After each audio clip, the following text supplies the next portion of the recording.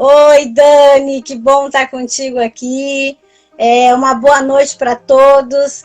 Meu nome é Cláudia Cabreira, sou facilitadora de biodança e também sou pedagoga. E eu já sou formada como facilitadora há 5 anos. Eu trabalho já na área e tenho 3 grupos. Esses grupos, hoje, eu estou atendendo em Cachoeirinha, que é o grupo que atua dentro do Clube de Mães, Grupo Estrela Guia, Parada 57, na Monte Carlos, e também tem outro grupo, isso, ali na 57 em Cachoeirinha.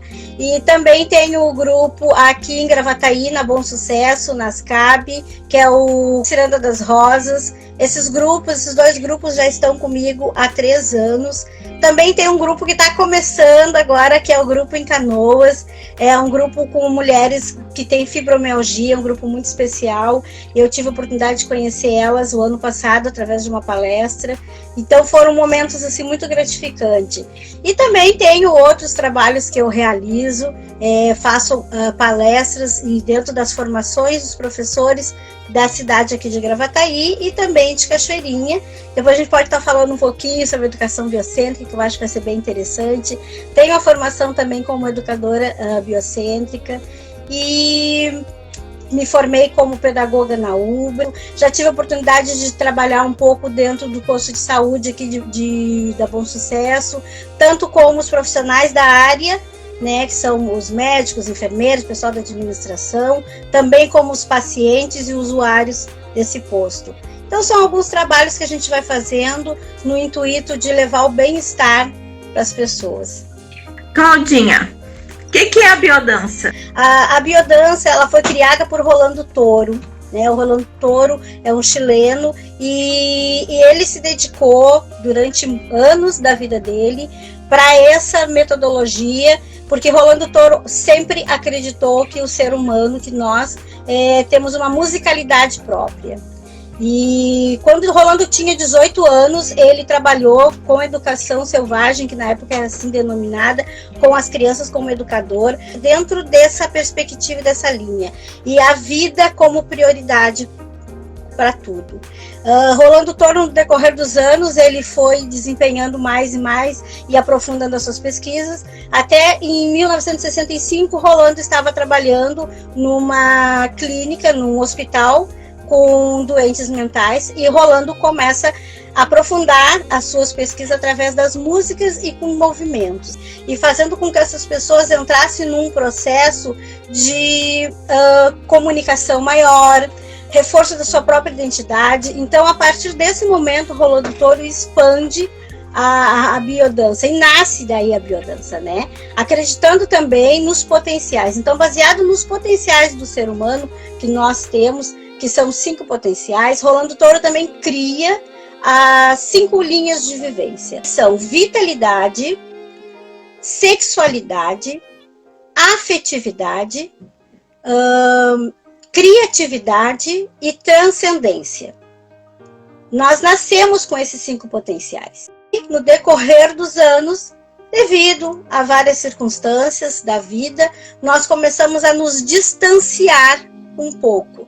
E começa a entrar os desequilíbrios, e a partir desse momento o ser humano começa a desenvolver suas patologias. Então, todas as nossas dores, as nossas mazelas, as nossas dificuldades, os nossos obstáculos, eles não têm que ser potencializados e nem têm que ser alimentados. Eles têm que ser reconhecidos e feita uma releitura de tudo isso. E Rolando Toro teve sempre uma preocupação, que é a parte da afetividade. O quanto o ser humano começou a se distanciar do humano, e quanto o afeto começou a ficar muito distante. Então, pautado nisso, Rolando Toro desenvolve todo esse trabalho e cria a biodança. E traz ela e espalha essa semente para todo mundo. E a biodança, o que ela é? Ela é integradora. A biodança, ela integra os teus movimentos com os teus sentimentos, juntamente com os teus pensamentos. Porque muitas vezes a gente está desassociado disso, de como que nós estamos desassociados. Muitas vezes tu fala uma coisa, tu pensa outra e tu faz outra. Então, existe uma desintegração, desassociação. E isso vai acontecendo com o decorrer dos anos, porque nós somos muito limitados. O ser humano começa a sofrer podações, limitações. Exemplo, nós não podíamos olhar, por exemplo, nos olhos dos nossos pais, dos mais velhos, isso era desrespeito, né? Hoje, dentro da biodança, a gente, ao contrário, olhar nos olhos do outro é contemplar, admirar e valorizar o que o outro tem. E automaticamente te traz notícias de ti. Rolando tem um dizer, quando eu te encontro, eu tenho notícias de mim. Então, como que tu tem notícias de ti? Através desse olhar. Que olhar é esse? Um olhar afetivo, um olhar de respeito, um olhar de contemplação. Então, isso é olhar a pessoa na sua inteireza, independente das mazelas que ela traz. E as mazelas que o outro traz, muitas vezes também são tuas, né? A biodança, ela acontece dentro de um grupo. Ela não se dá sozinha. E por esse motivo, porque nós precisamos do contato, nós precisamos da mão, nós precisamos da presença do outro que traz essa notícia. Como que acontece a sessão? A sessão acontece de duas formas. Existe o primeiro momento, é a parte verbal, e no segundo momento, a parte vivencial. E os recursos que são utilizados dentro da biodança é a música, a expressão corporal, que é a dança livre, né? Juntamente com o canto, com a voz. Eu não sabia a parte do canto, eu sabia a parte do movimento, da dança. E esse canto, ele acontece da mesma forma que acontece a dança. Porque o que é a dança dentro da biodança? Ela não é uma dança estereotipada, é muito diferente do que tu ir para dentro de um salão aprender a dançar. Né, onde os passos Sim. são aqueles, tem que ser feito daquele formato. Não. A dança dentro da biodança, por isso que o correto mesmo é usar o movimento, a expressão corporal, porque ela é livre. Ela Sim. é a tua expressão, onde tu expressa os teus sentimentos, as tuas emoções potencializadas no aqui e agora, naquele exato momento. E a música, a expressão verbal, ela acontece da mesma forma, o canto, né? Existem alguns exercícios específicos para que as pessoas possam potencializar isso, e é integrador. Antes a gente faz a parte verbal, durante a parte vivencial, que é a expressão junto com a música, a fala ela cessa, para exatamente a gente não ficar estimulando o pensamento, para isso realmente ser livre. Claro que isso é com o decorrer do tempo, né, Dani? A gente sabe que no primeiro momento as coisas estão muito enraizadas ainda, então até tu conseguir fazer. E os processos dentro da biodança, eles são muito individual. O teu processo acontece dentro de um grupo, dentro de um coletivo. Mas, como isso acontece dentro de cada pessoa, é o teu próprio tempo. Às vezes a gente escuta as pessoas falarem, eu tenho tanto tempo de biodança, né? Não importa o tempo que tu tem. Isso não tem peso. Faz diferença. Não faz. O que importa é o quanto que tu te entrega e te abre para isso. E uma coisa que eu acho interessante também, sabe, Dani, a gente colocar, é que quando tu fica dentro de um grupo, é quando realmente tu te dá conta que tu quer mudar. E não é o facilitador que muda, por isso que a gente fala facilitador e não professor, porque o facilitador não ensina nada.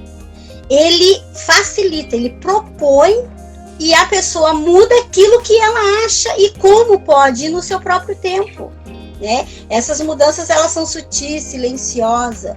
E a biodança, ela trabalha dentro de processos internos. A biodança, ela é contínua, ou seja, nós temos, ela acontece uma vez por semana, mais ou menos uma média de 2 horas.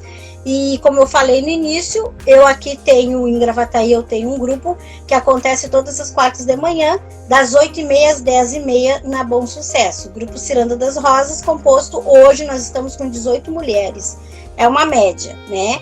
E toda semana nós nos encontramos nesse formato. Inicia-se com uma fala, com uma roda verbal. É uma roda afetiva, com uma escuta afetiva e uma fala afetiva. E não existe uma réplica, ou seja, eu falo do meu processo e outra pessoa vai lá e dá a sua opinião. Não.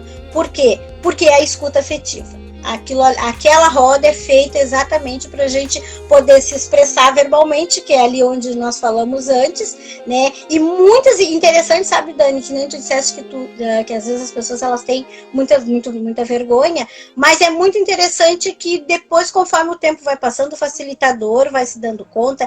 Tem pessoas que são muito caladas, muito tímidas, existem pessoas que falam demais. E a biodança ela ajuda para isso, ela faz traz esse equilíbrio, tu te dá conta. E as pessoas que são muito quietinhas, lá pelas tantas, elas começam a ter ela consegue se expressar, e essa expressão, ela não acontece só na roda verbal. Tudo que acontece dentro do grupo, né, desse grupo semanal, dentro desse salão, dentro dessa sala, o objetivo mesmo, a finalidade é de tu levar isso pro teu dia a dia, pro teu cotidiano. E é no teu cotidiano que tu vai te dando conta da tua transformação. E também quem traz notícia da tua mudança é tu mesmo. Com relação à constelação, também o cliente que chega para fazer uma constelação, o constelador não vai ficar dizendo para ele, tu tem que fazer isso, tem que fazer aquilo, ou tu tem que separar, tu tem que fazer tal coisa. Não. Esse é o tipo de coisa que o constelador de responsabilidade jamais vai entrar e fazer uma sugestão dessa. Quem vai ver o caminho que é melhor ou não é o cliente, de acordo com a imagem que surge na constelação dele. E essa imagem ela vai ser introduzida dentro dele, porque na verdade essa imagem é de dentro dele, ela só vem para fora. Eu coloco muito que a constelação é como se a gente tivesse, assim, quando a gente tem um problema, quando a gente tem uma questão que a gente não consegue resolver, é como se a gente estivesse dentro de um labirinto e não conseguisse encontrar a saída.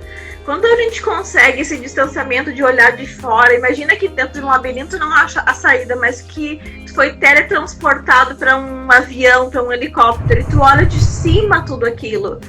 Então é muito mais fácil encontrar a saída. Tu pegar, é por aqui mesmo. Se é por aqui, é muito mais fácil. Então a constelação traz essa possibilidade de olhar de fora, com esse distanciamento, ao mesmo tempo que tu sabe que tu faz parte de tudo aquilo.